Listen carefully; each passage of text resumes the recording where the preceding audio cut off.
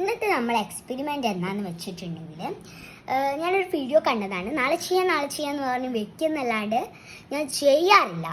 അപ്പോൾ നമുക്ക് ഇന്ന് അത് ചെയ്ത് നോക്കാം. അപ്പം ഞാൻ എന്താ ചെയ്യുന്നതെന്ന് വെച്ചാൽ നിങ്ങൾ കണ്ടോളൂ, ഞാൻ ചെയ്യാം. അപ്പോൾ ഇതിന് ഒരു ഹെൽപ്പ് വേണം. ഞാൻ ഇപ്പോൾ ഒരു സാമ്പിൾ ഇങ്ങനെയൊരു മൂടിയോ മൂടിയോ അങ്ങനെ എന്തെങ്കിലും വലിപ്പം എന്തെങ്കിലും ഇതിൻ്റെ മൂടിയോ എന്തിനെങ്കിലും മൂടി ഇങ്ങനെ എടുത്ത് വയ്ക്കുക. കുറച്ച് വലുതായിരിക്കണം. എന്നിട്ട് ഞാൻ കാണിച്ചു തരാം. ഇതൊരു സ്റ്റാൻഡ് വേണം. ഓക്കെ. നിങ്ങൾ കാണുന്നുണ്ടോ? ഈ ഒരു ബൗളിലേക്ക് നമ്മൾ കുറച്ച് റബ്ബർ ബാൻഡ് വേണം. കുറച്ച് നല്ല എനിക്ക് വേണ്ടത്രേ, എക്സ്പെരിമെൻ്റ് ചെയ്ത് നോക്കണ്ടത്രേ. അപ്പോൾ ഞാനൊരു 2 ഇതെടുക്കണം. Rubber band. ഇതെത്ര വലിച്ചിട്ടൊന്നും പൊട്ടുന്നില്ല. ഇത് പൊട്ടാത്ത തരത്തിലുള്ളൊരു ഇതാണ്.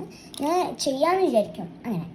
അങ്ങനെ ഇതേ കളറൊന്നും വേണമെന്നില്ല. നിങ്ങൾ കയ്യിലുള്ള ഏതെണ്ണം വേണമെങ്കിലും യൂസ് ചെയ്യാം.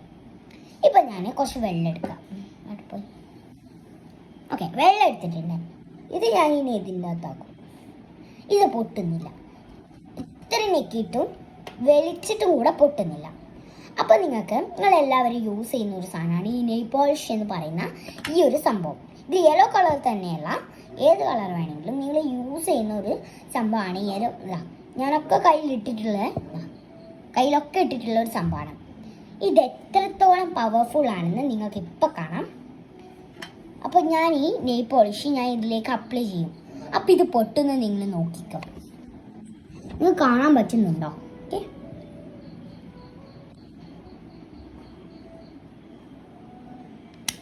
കണ്ടോ ഗൈസ്?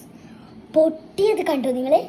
അപ്പം ഇത്രയും പവർഫുൾ ആയിട്ടുള്ള ഒരു സംഭവമാണ്.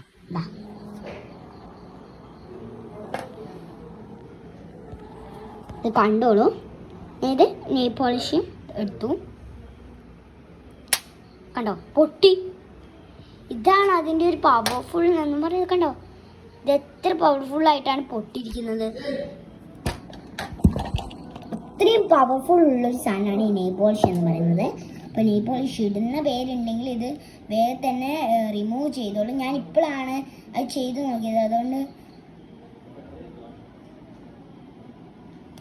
കയ്യിലും ട്രൈ ചെയ്ത് നോക്കി. കയ്യിലും പെട്ടെന്ന് പൊട്ടുന്നുണ്ട്. ഇത് നിങ്ങൾ വിചാരിക്കും ഇതിൻ്റെ മുകളിൽ ഇട്ടാൽ ഇങ്ങനെ വിടർന്ന് നിൽക്കുമല്ലോ എന്നല്ല. അപ്പോൾ ഞാൻ വിടർന്ന് നിൽക്കുമ്പോൾ നമ്മൾ വിടർന്ന് നിൽക്കേണ്ട സെക്കൻഡ്, നമ്മൾ വച്ച സെക്കൻഡ് തന്നെ ഇപ്പോൾ കയ്യിൽ വെച്ചു.